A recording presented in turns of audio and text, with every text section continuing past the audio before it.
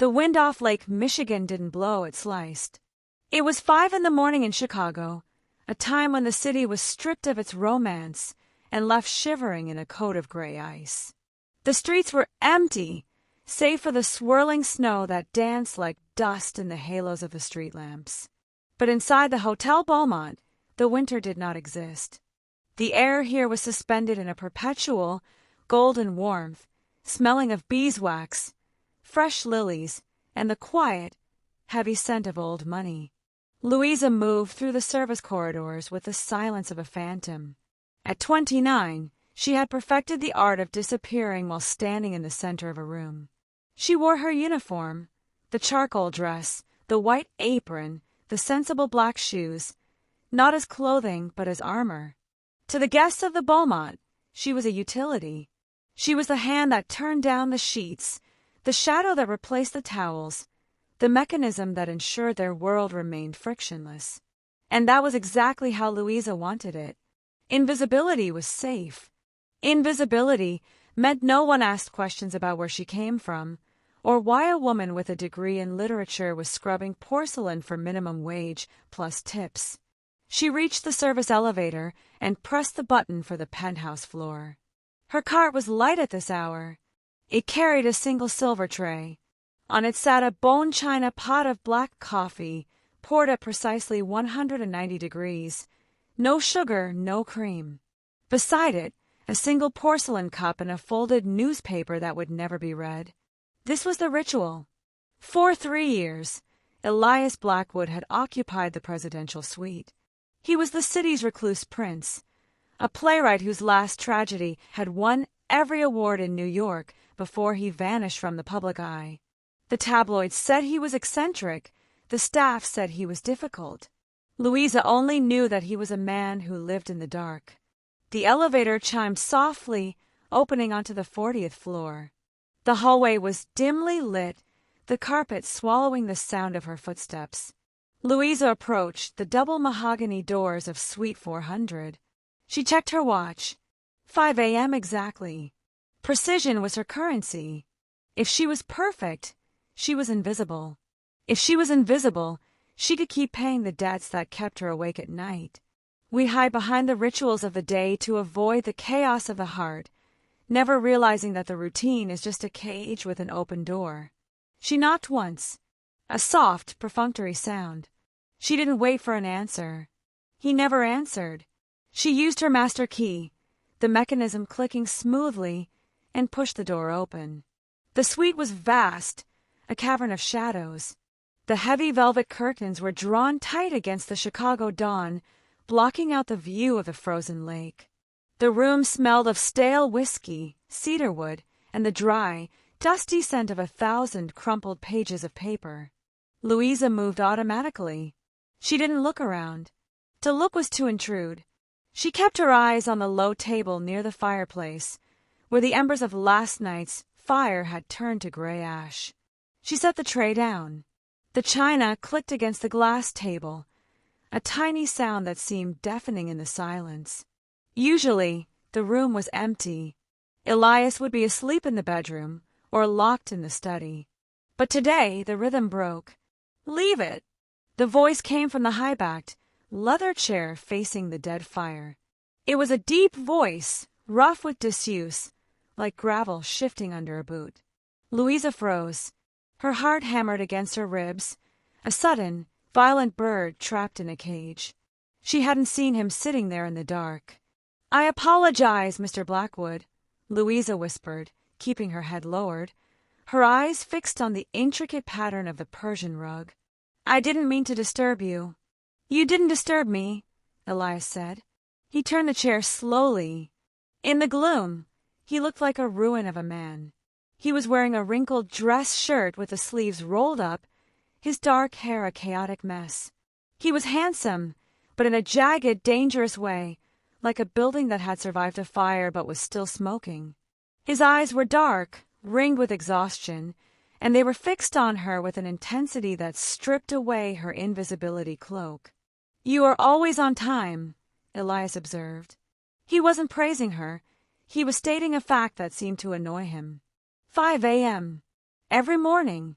For 6 months. It is my job, sir, Louisa said, clutching her hands in front of her apron. Is it? Elias asked. He stood up. He was taller than she expected, leaning slightly as if the air around him was heavy. He walked toward the table, ignoring the coffee. He stopped a few feet from her. He was close enough that she could smell the ink on his hands and the sleeplessness on his skin. Most people rattle the cups, Elias murmured, looking at the tray. Or they sigh, or they linger, hoping for a tip or a story they can sell. He looked up from the tray and locked eyes with her. You don't breathe, he said. You come in here like a ghost. Why are you so quiet, Louisa? He used her name. The sound of it on his lips felt like a violation of the contract. He wasn't supposed to know her name. He wasn't supposed to look at her face. Louisa took a step back, her instinct to flee rising like bile. I try to be efficient, Mr. Blackwood, she deflected, her voice trembling slightly. No, Elias corrected, taking a step closer, invading her carefully constructed perimeter. Efficiency is loud. You are hiding. He reached out, not to touch her, but a gesture to the space between them. His hand was shaking, a tremor of the nerves, the sign of a writer who couldn't hold the pen. I know what hiding looks like, Elias whispered, his voice dropping to a harsh intimacy that made the air in the cold room suddenly scorch. I have been doing it in this room for 3 years. But you are hiding in plain sight. Louisa looked at him. She saw the pain etched into the corners of his mouth. She saw a man who was drowning in the same ocean she was, just on a different raft. Enjoy your coffee, sir, she whispered, turning sharply to leave, desperate to escape the laser focus of his gaze. Wait, Elias called out. Louisa stopped at the door, her hand on the brass handle. She didn't turn around. Tomorrow, Elias said to her back. Bring 2 cups. Louisa stood paralyzed. 2 cups meant he wanted her to stay. 2 cups meant the wall was coming down. She opened the door and fled into the corridor, her heart racing, terrified not by the man in the shadows, but by the sudden, terrifying realization that he had seen the woman beneath the uniform. The following morning, the tray felt heavier in Louisa's hands. It wasn't the weight of the extra porcelain cup, it was the weight of the implication. By adding a second saucer, she was no longer just delivering caffeine. She was accepting an invitation to step out of the shadows and into the light of the fire. She stood outside Suite 400 for a full minute, listening to the hum of the elevator shaft, wishing she could turn back. The hotel employee handbook was clear. Invisibility is the standard. Fraternization is immediate termination. But Louisa needed this job. She needed the tips that Elias Blackwood left, crisp $100 bills that he treated like scrap paper, to pay for the mistake she had made 5 years ago. Yet a dangerous curiosity pulled at her, a magnetic force emanating from the other side of the mahogany. She knocked. Enter! She pushed the door open. The room was different today. The curtains were pulled back slightly, allowing a sliver of the bruised, purple dawn to bleed onto the carpet. Elias was not in the chair. He was standing by the window, his forehead pressed against the cold glass, watching the city wake up below him. Louisa set the tray on the low table. The sound of the second cup, rattling against the saucer, was a gunshot in the quiet room. I brought it, she whispered, her hands retreating quickly to the safety of her apron. Elias turned. He looked less wrecked than the day before, but more desperate. He wore a cashmere sweater that looked soft enough to melt, but his posture was rigid, like wire pulled too tight. Sit, he said. It wasn't a command. It was a plea disguised as an instruction. Mr. Blackwood, I really shouldn't. Louisa began, taking a step toward the door. The floor manager does rounds at 5:15. Then we have 14 minutes, Elias countered. He walked over to the sofa and sat down, gesturing to the armchair opposite him. Please, I need to hear a voice that isn't in my own head. Louisa hesitated. She looked at the door, then at the man. She saw the loneliness radiating off him in waves. It was a physical thing, a cold draft that the central heating couldn't touch. She sat. She perched on the edge of the velvet chair, her spine straight, her hands clasped tight. She felt absurd. She was a maid in a polyester uniform sitting across from a literary genius in a room that cost more per night than she made in 6 months. Elias poured the coffee. He didn't serve himself first. He poured hers. Black, he noted, sliding the cup toward her. Like the river in winter. Louisa took the cup. Her hands were red from the harsh detergents she used in the bathrooms. His hands were pale, smooth, the fingers long and ink-stained. As she reached for the china, their worlds collided in that small space above the table, the raw and the refined. "Why do you stay in here?" Louisa asked. The question slipped out before she could check it. Elias wrapped his hands around his mug, looking into the dark liquid. "Because out there," he gestured vaguely to the window, "they expect Elias Blackwood. They expect brilliance. They expect the man who wrote The Glass Season. But in here, I'm just a guy who can't figure out how to finish a sentence." He looked up at her, his eyes searching her face. "And you, Louisa? Why are you here? You don't belong in that uniform.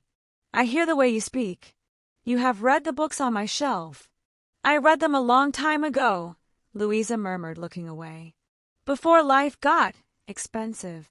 We build fortresses of ice to keep the world at a distance, terrified that if we let someone close enough to melt the walls, we will drown in the flood." "Tell me about the cold," Elias said suddenly. "Excuse me." "The wind," he clarified, leaning forward, his intensity returning. "I haven't been outside in 3 months. Tell me what the wind feels like today." Louisa looked at him, realizing the depth of his prison. He was trapped by his own fame, paralyzed by the expectations of the world, starving for a taste of reality. "It's sharp," Louisa said softly, closing her eyes for a second, remembering the walk to the bus stop. "It bites the skin. It makes your eyes water. It smells like snow and exhaust fumes. It hurts, Mr. Blackwood, but it wakes you up." Elias watched her mouth move, fascinated. He looked as if she were describing a paradise, not a freezing Chicago morning. "It hurts," he repeated, savoring the word. "I remember that." He reached out. For a terrifying second, Louisa thought he would touch her face. Instead, he touched the cuff of her sleeve. The cheap fabric was rough against his skin. "You are real," he whispered. "Everything in this room is fake. The fruit is wax. The fire is gas. The compliments I get on the phone are lies. But you bring the cold in with you." The air between them grew heavy, charged with a strange, forbidden electricity. It wasn't just attraction, it was recognition. Two broken people recognizing the jagged edges in each other. Louisa felt a heat rise in her cheeks. She should pull away. She should stand up, apologize, and run back to the linen closet. But she didn't want to. For the first time in years, she felt seen. Not as a problem to be solved, or a debt to be paid, but as a person. "I have to go," she whispered, her voice failing her. "Not yet," Elias said. His grip on her sleeve tightened, just a fraction. A micro-movement that screamed of desperation. "Elias," she breathed. The use of his first name hung in the air like smoke. Before he could respond, a sharp, authoritative knock echoed from the hallway door. "Rap, rap, rap." Louisa jumped up, nearly knocking the coffee over. The spell shattered instantly. "Housekeeping audit," a voice called out. It was Mr. Henderson, the floor manager, a man who checked the minutes like a hawk. Elias's face hardened. The vulnerability vanished, replaced by the mask of the arrogant artist. He looked at Louisa, seeing the panic in her eyes. She was terrified. If she was found sitting, drinking coffee with a guest, she was finished. "Go," Elias whispered, pointing to the bedroom door. "The service exit in the back. Quickly." Louisa didn't argue. She grabbed her tray, leaving the second cup behind, a damning piece of evidence sitting on the glass table. "The cup!" she gasped.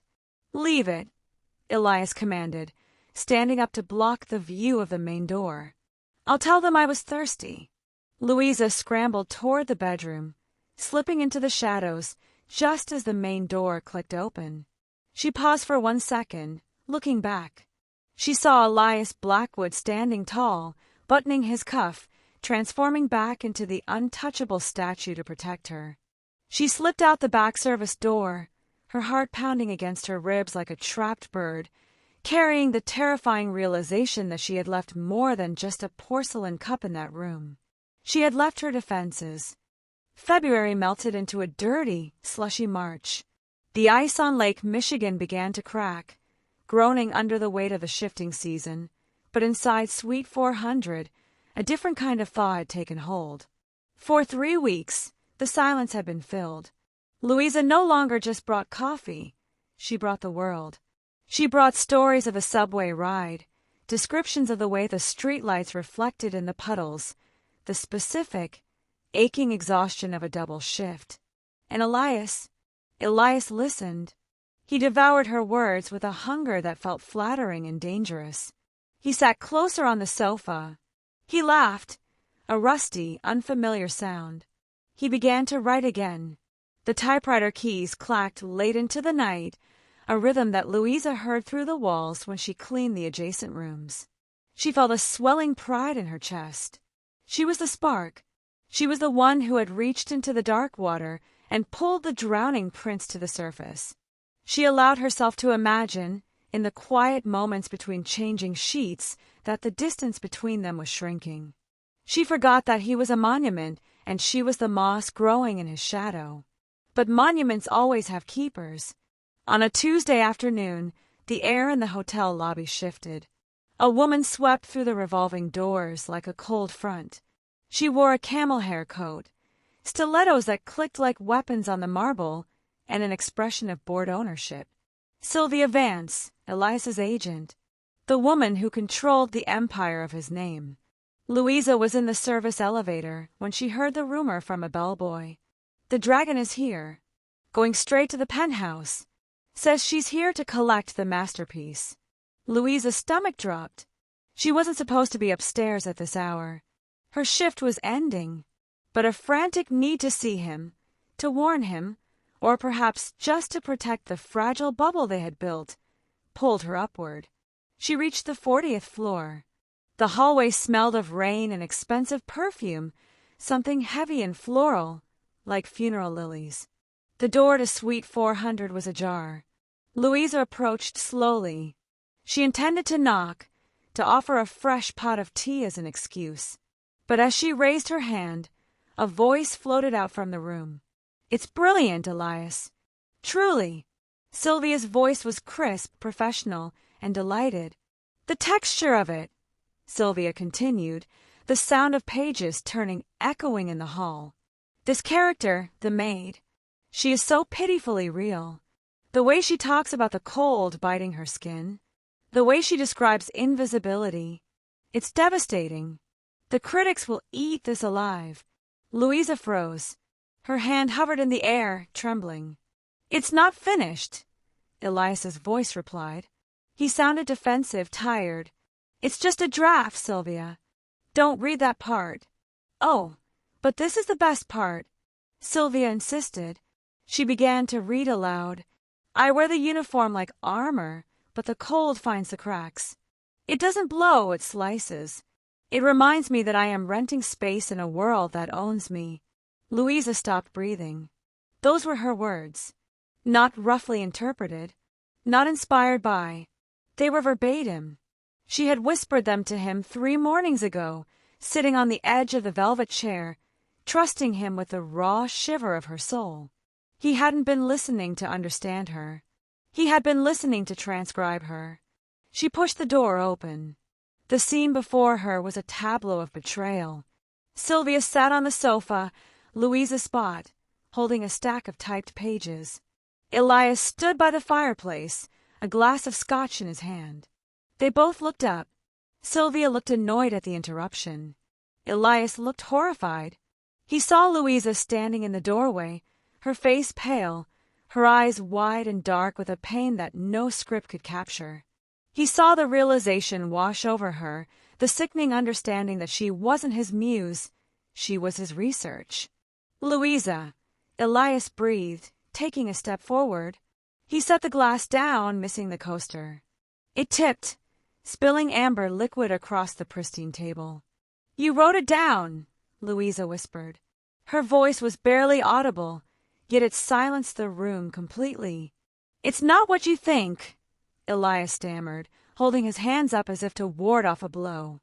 "I was trying to capture the truth. You gave me the truth, Louisa. I wanted to honor it. Honor it." Louisa let out a broken, incredulous sound. She walked into the room, ignoring Sylvia, walking straight up to the man she had thought she knew. "You stole it, Elias. You took the parts of my life that hurt the most, and you turned them into dialogue for a ticket-buying audience." "Who is this?" Sylvia asked, standing up, her eyes narrowing as she looked at Louisa's uniform. "Is this the help?" "I am the source material," Louisa spat, turning her gaze on the agent. Then she looked back at Elias. He looked small. For all his fame, for all his height, he looked incredibly small.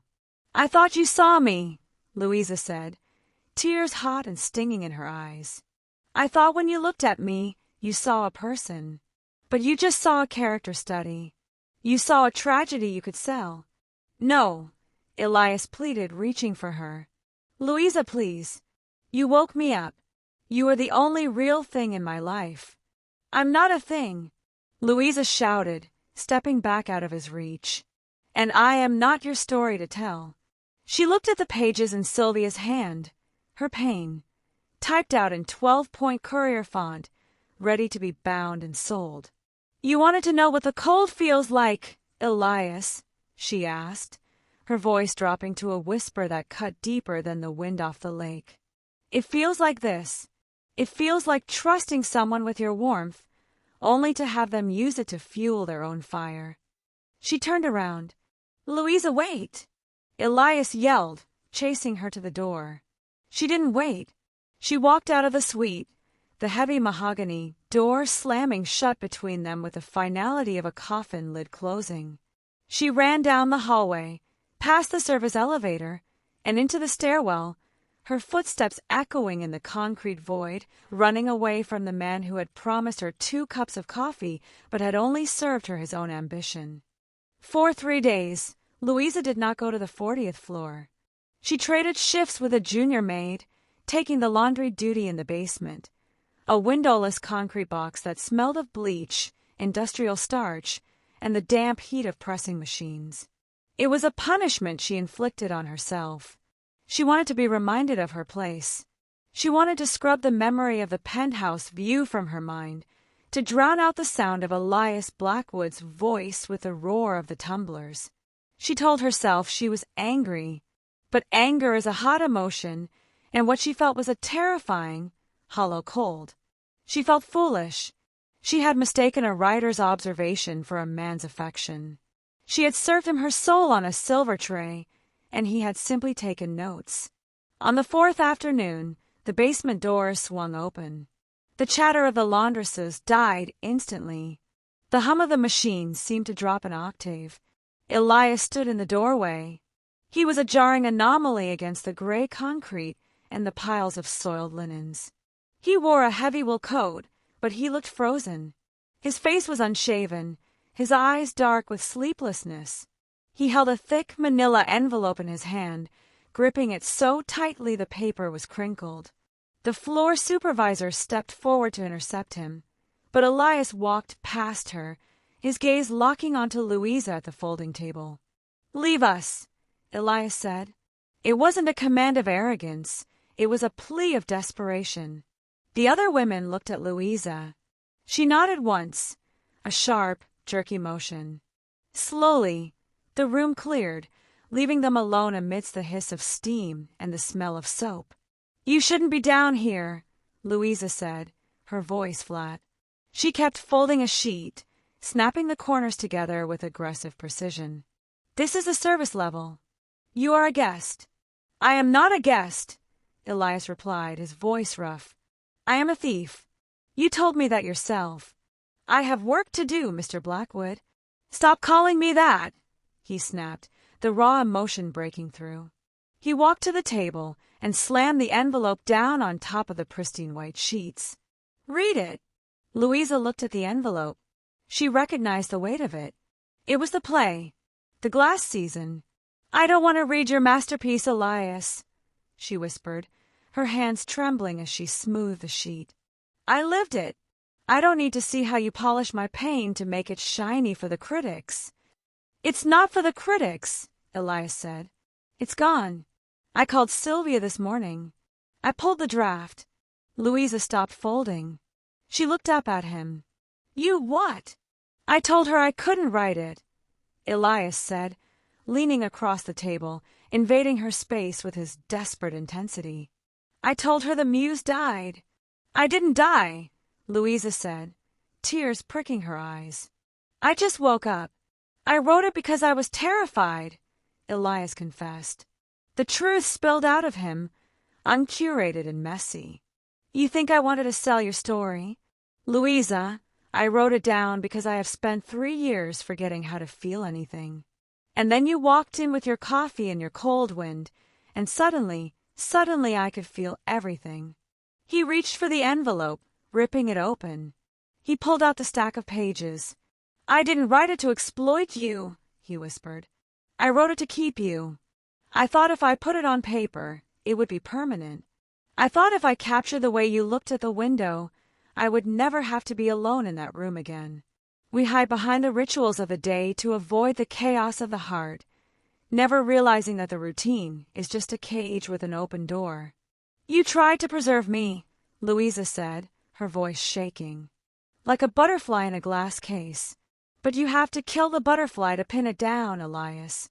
"I know," he choked out. "I know that now." He looked at the pages in his hand, the work that could have revived his career, the words that Sylvia had called brilliant. "I don't want the play," Elias said. "I want the person." He turned toward the large industrial incinerator chute used for disposal of ruined linens. It was open, a dark maw in the wall. "Elias, what are you doing?" Louisa asked, stepping around the table. "I am burning the library," he said, walking toward the chute. "I would burn the Library of Alexandria if it meant you would look at me with kindness again." He held the manuscript over the opening. "Don't," Louisa gasped. She knew what writing cost him. She knew that these pages were his way back to the world he belonged to. "It's just paper, Louisa," Elias said, looking at her. "Without you, it's just ink and lies." He let go. The pages fluttered down into the dark chute. There was no fanfare, no applause, just the soft rustle of paper disappearing into the void, taking his comeback, his fame, and his safety with it. Louisa watched them fall.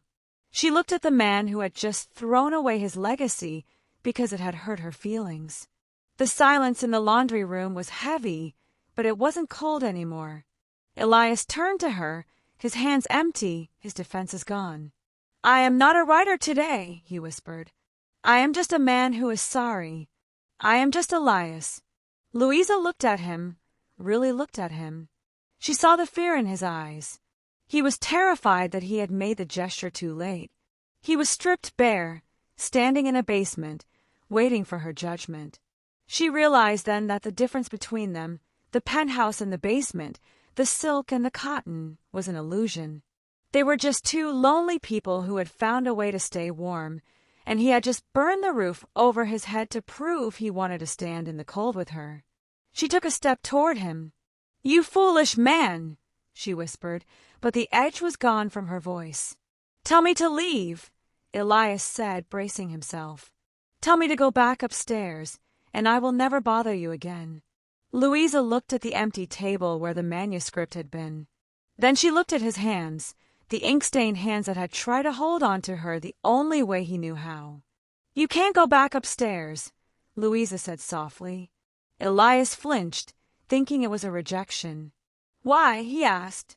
Because, Louisa breathed, reaching out to take his hand, her rough fingers interlacing with his smooth ones. The coffee is terrible down here, and I think I owe you a fresh cup. Elias stared at her, the hope dawning on his face like a sunrise breaking over the frozen lake. He squeezed her hand, holding on as if she were the only solid thing in a world of smoke and mirrors. The manuscript was gone, but the story, the real story, was just beginning. The incinerator chute clicked shut, a final, metallic sound that echoed through the basement like a period placed at the end of a long, painful sentence. The manuscript was gone. The comeback was gone. Elias Blackwood stood in the harsh fluorescent light of the laundry room, his hands empty, his coat smelling of the faint, acrid smoke of burnt paper. He looked at Louisa. For a moment, the reality of what he had done hung between them, heavy and terrifying. He had just incinerated his safety net. He had destroyed the only currency the world valued him for. To the literary world upstairs, he had just committed suicide. But to the woman standing in front of him with bleach stains on her apron, he had just been born. "You have no coat," Louisa whispered, noticing for the first time that beneath his heavy wool overcoat he was shivering, not from cold, but from adrenaline. "I don't need it," Elias said, his voice unsteady but lighter than it had been in years. "I left my luggage in the suite. I left the laptop. I left the whiskey." "You can't leave everything," Louisa said, her practical mind trying to find a foothold in the chaos. "Mr. Henderson will call the police. Sylvia will call the press." "Let them call," Elias smiled. It was a crooked, broken, beautiful smile. "Let them write the headline, 'Playwright vanishes into thin air.' It's a better ending than the one I wrote." He reached out and took her hand again. His grip was firm now. The tremor was gone. "Take me out, Louisa," he said. "Not the front door. I don't want the marble lobby. I don't want the doorman to tip his hat to the ghost. Take me out the way you come in." Louisa nodded. She untied her white apron, the symbol of her invisibility, and folded it neatly on the table. She left it there, a white flag of surrender to a war she was no longer fighting. They walked through the labyrinth of the service corridors. They passed the linen closets, the boiler rooms, the hidden veins of the hotel that pumped life into the luxury above. Elias walked beside her, not as a guest, but as an intruder who was finally finding the exit. They reached the heavy steel door that led to the alleyway. Louisa pushed the crash bar. The door swung open, and the city of Chicago rushed in to meet them. The cold was absolute. It was the kind of wind that Louisa had described to him, the wind that sliced, that bit, that woke you up. It swirled around them, carrying the scent of exhaust, frozen lake water, and possibility. Elias stepped out onto the asphalt. He closed his eyes and inhaled sharply, the freezing air burning his lungs. He flinched, but he didn't retreat. He opened his eyes and looked at the gray sky, at the fire escapes, at the dirty snow piled against the brick walls. "It hurts," he whispered, a cloud of white vapor escaping his lips. "Just like you said." "It's supposed to," Louisa replied, stepping up beside him, wrapping her thin coat tighter around herself. "That's how you know you're not a character in a book, Elias. Characters don't freeze." He turned to her. The wind whipped his dark hair across his forehead. He looked at her not as a muse, not as a sketch, but as the woman who had handed him the keys to his own cage. "We hide behind the rituals of the day to avoid the chaos of the heart, never realizing that the routine is just a cage with an open door." "I spent 3 years waiting for the perfect sentence," Elias admitted, shouting slightly over the wind. "I thought if I could just organize the world on paper, I could control it. But you showed me that the best parts of life are the ones you can't edit." He reached into his pocket. He pulled out a single, crumpled object. It wasn't a pen. It wasn't a notebook. It was a sugar packet. Louisa laughed, a sound that cracked the cold air. "You don't take sugar." "I do now," Elias said, looking at the packet as if it were a diamond. I stole it from your tray yesterday, because I wanted to remember that you exist. I wanted proof that the woman who brings the coffee is real. He stepped closer, blocking the wind with his body. He was no longer the imposing figure in the penthouse. He was just a man in an alleyway, stripped of his accolades, facing a future that was blank and terrifying. I don't know where we go from here, Louisa, he said honestly. I don't have a plan. I don't have a draft. I just have you. I don't need a plan, Louisa whispered, looking up into his dark eyes. I've spent my whole life following a schedule. 5 a.m., 5:15 a.m., fold, scrub, repeat. I'm tired of the schedule, Elias. She reached up and touched his face. His skin was cold, but beneath it, the blood was running hot and fast. You brought me feelings I never asked for, she murmured. You made me want to be seen, and that is a dangerous thing for a maid. You are not a maid, Elias said fiercely, capturing her hand and pressing a kiss to her palm, the rough, red palm that had scrubbed floors to pay for her past. And I am not a playwright. Not today. Today, we are just two people who escaped. He kissed her then. It wasn't the kiss of a romance novel. It was desperate, cold, and tasted of winter air and second chances. It was a collision of two worlds that had finally stopped spinning in separate orbits. In that alleyway, amidst the trash cans and the howling wind, the silence that had plagued Elias for 3 years was finally broken, not by the clacking of typewriter keys, but by the sound of his own heart beating in sync with hers. They walked away from the Hotel Beaumont.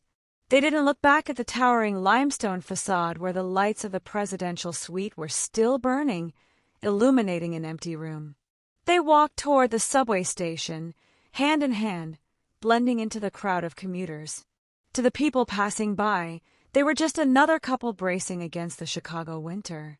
No one knew that the man in the wool coat had just burned $1 million in potential royalties. No one knew that the woman in the thin jacket had just walked away from the only safety she had ever known. Elias stopped at the corner. He looked at a small diner across the street. The windows were steamed up, glowing with warm, yellow light. "Coffee?" he asked, a playful, hopeful glint in his eye. Louisa smiled, squeezing his hand. 2 cups, she said. And this time, Elias, you're paying. He laughed, and the sound carried down the street, lighter than the wind. He realized then that he would never write the glass season. That story was dead, but as he led Louisa toward the warmth of the diner, Elias Blackwood knew that for the first time in his life, he was living a story that was too beautiful to ever be written down. He spent a lifetime trying to capture the world in ink, only to realize that the masterpiece was the woman who held the pen and the courage to leave the page blank.